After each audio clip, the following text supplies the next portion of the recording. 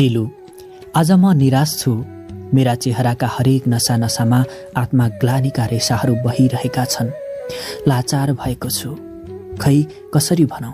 जब तिम्रो सामु ओठ खोल्न खोज्छु, अनायासै बडेमानको पहाडले थिचेको आभास हुन्छ र धरातल भासिएर तल गहिराईसम्म पुग्छ। विवश छु परिस्थितिसँग घोडा टेक्न। मेरो आफ्नै प्राण र धड्कन आफै लिलाम गर्दै बाध्य छु आत्माविहीन यो भौतिक शरीर लिएर बाँच्न। म यसै गरी एक कोहरो बेसुरमा फतफताइरहेको थिएँ। सिलुका गहभरि मोती दानाहरू टिलपिल टिलपिल भरिएका थिए। सायद मेरा अव्यक्त भावहरू नै उनका लागि इसारा बनिरहेका थिए। सूर्यले पश्चिमको क्षितिज क्रमशः चुम्दै चुम्दै गइरहेको थियो। किराहरूले एक कोहरो किरिरी आवाजले मनमा एक किसिमको डर, त्रास र भयको सृजना गरिरहेको थियो। पौष माघको साँझ मन्द मन्द चिसो हावाले हामी दुवैलाई चुमिरहेको थियो। शरीर लुगलुग एक तमासले काँपिरहेको थियो र निराशापनको भाव झल्किरहेको थियो। भने हुन्छ नि दिपु, मलिन मुहार पार्दै सामिप्यता बढाइन् र आँसुका ढिक्का टप्लक्क खसाउँदै भनिन्, भन दिपु, आखिर कतिन्जेल यसरी तडपाएर मनका भावनाहरू मनमै कुण्ठाएर राख्छौ? तिमीले नै भनेको होइन, कुनै पनि कुरा गुम्स्याएर साँचेर राख्यो भने बताउनलाई भोलि फेरि समय नआउन सक्छ, अनि मन मिल्ने मान्छेलाई दुःख बाँड्यो भने दुःख घट्छ भनेर। फेरि तिम्रो म भन्दा नजिकको कुनै छ र यो दुनियाँमा? रुन्चे स्वरमा जति जति उनका आवाजहरू पोखिँदै जान्थे, उति उति मेरो मन डर र त्रासको भयले मन्द मन्द घोच्दै जान्थ्यो अनि आफ्नोपनको बोध नजिक भएर आउँथ्यो। धेरै बेरको मौनतापछि फेरि थपिन्, कि कतै हाम्रो मायामा भन्दै मुन्टो तलतिर झुकाइन्। रोकिए उनका शब्दहरू, गला अवरुद्ध भयो उनको। सायद उनमा पनि एक किसिमको शङ्का र भयले गाँजिसकेको हुँदो हो। बिस्तारै उनको मुन्टो सम्हालेर मेरो काखमा राखे। शिरशिर हावासँगै उनका लामा लामा केशराशिहरू तछाड मछाड गर्दै सलबलाइरहेका थिए। गन्तव्यविहीन यात्रामा यत्र तत्र। आफूलाई सम्हाल सिलु, संसार हाम्रो होइन। हामी मानिस समय र परिस्थितिको दास हौँ। जस्तो सुकै परिस्थिति सहेर बाँच्न सक्नु हाम्रो मजबुरी हो, सम्झाउँदै थिएँ म। रात आफ्नै गतिमा सलल बगेर छिप्पिँदै छिप्पिँदै गइरहेको थियो। पारी गाउँका कुकुरहरू ह्वाङ ह्वाङ आवाजसँगै वफादारीपूर्वक घरको पहरा दिइरहेका थिए। आज बाध्यता र व्यवस्थाले निम्त्याएको मेरो अन्तिम निर्णय सिलुलाई सुनाउनु नै थियो। भित्रैबाट साहस जुटाएर मैले काँपेको स्वरमा भने, सिलु, मलाई माफ गरिदेऊ। म चाहेर पनि यो जुनीमा तिम्रो भएर रमाउन सकिनँ। हाम्रो बिहे अब सम्भव छैन। दुवैमा धैर्यताको बाँध फुट्यो। अचानक बेचैनीको सन्नाटा छायो। फेरि आफैले आफैलाई सम्हाल्यौँ दुवैले।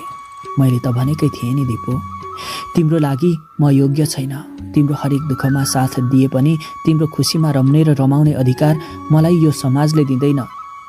म एक गरिब, दलित र पिछडिएकी परिवारकी छोरी। तिमीसँग सम्बन्ध गाँच्न खोज्नु त्यहाँभन्दा ठुलो भुल मेरो जीवनमा के नै हुन सक्छ र भन्दै आफैलाई धिक्कार्दै थिइन् उनी। सिलु, चाहेर पनि नपाउनु यो प्रकृतिको दोष हो। मलाई राम्रो थाहा छ तिमी दलित हौ, तर तिमीमा त्यस्तो के छैन जुन उच्च खानदानी नारीमा छ। भन सिलु, के कुराको कमी छ तिमीमा? नचाहेर पनि बाँच्नुपर्ने बाध्यता हुँदो रहेछ। जन्मसँगै मृत्युसँगको सम्झौता पुरा नभई चाहेर पनि प्राण फाल्न सम्भव रहेनछ, सम्झाउँदै भने। दिपु, मेरो कारण अब यो दुष्ट समाजमा तिम्रो जीवनमा कुनै आँच आउने छैन।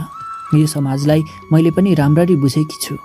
अब यी सबै हाम्रा प्रेम कहानीहरू तिमीले पनि भुल्नुपर्छ। तिम्रो आफ्नै छुट्टै संसारमा रमाएर जोगौँ जोग बाँच्नुपर्छ। यसमा मेरो पनि मन रमाउनेछ। म कदापि तिम्रो खुसी खोज्न आउने छैन, न्यानो स्पर्शसँगै भने। सिलु, तिमी कति महान छौ है भन्दै उनको गालामा स्पर्श गर्दै रुन्चे हाँसो हाँसिदिए। रातको पहर छिप्पिसकेको थियो। पहाडी गाउँका गरिब बस्तीहरूमा पनि मौनता छाइरहेको थियो। बिस्तारै बिस्तारै भारी पाइलाहरू अगाडि बढायौँ दुवैले। सदा झैँ सिलुको आँगनसम्म पुर्याउन गएँ। दलानको डिल टेक्नु पूर्वै पछाडि फर्केर इसारामै बिदाईका हातहरू हल्लाइन् अनि स्वीकार्दै लागे आफ्नै वासस्थानतिर। माघ महिनाको जाडो बिहानको करिब 8 बजिसक्दा पनि सूर्यका किरणहरूले आफ्नो प्रभुत्व जमाइसकेका थिएनन्। आँगनभरि मानिसहरू सलबलाइरहेका थिए। घरबाट टाढा हिँडेर जन्ती जानुपर्ने भएकाले करिब 9 बजेतिरै सबै आफन्त इष्टमित्र कुलकुटुम्ब साथीभाइ जम्मा भइसकेका थिए। यति ठुलो भिडमा कता कता के को कमी भएको महसुस गरिरहेको थिएँ। सिलु जे जस्तो भए पनि मेरो बिहेमा त आउल भनेर निम्तो थमाउँदा दिपु अवश्य आउँछु नि, तिम्रो खुसी नै मेरो खुसी त हो नि होइन र भन्दै उही पुरानै मन्द मुस्कान झल्किरह्यो नयनभरि। नभन्दै त्यही भिडबाट हस्याङ फस्याङ गर्दै समीपमा आएर Dipu best of love, may God bless you भनिन्। खुसीको सीमा रहेन, मनमा अलग किसिमको ऊर्जा मिल्यो। जीवनले यात्रा मोडिसकेको थियो। अब परिवारमा अलग्गै जिम्मेवारी बोझ काँधमा थपिएको थियो।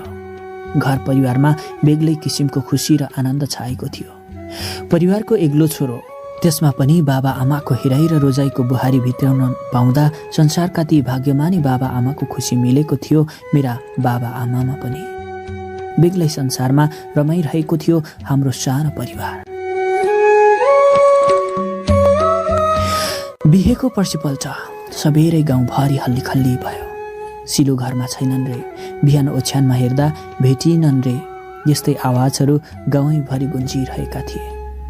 एक्कासी आङ सरर फुलेर आयो। सिलु एउटी असल चरित्र भएकी नारी, यो हुन सक्दैन। फेरि जुटियो सबै मिलेर सिलुको खोजीमा। आखिर सिलु भेटिन्, तर मृत अवस्थामा। भिड एकाएक विलाप र रोदनमा परिणत भयो। मृत्युको रहस्य बुझ्नमा सबै आतुर थिए।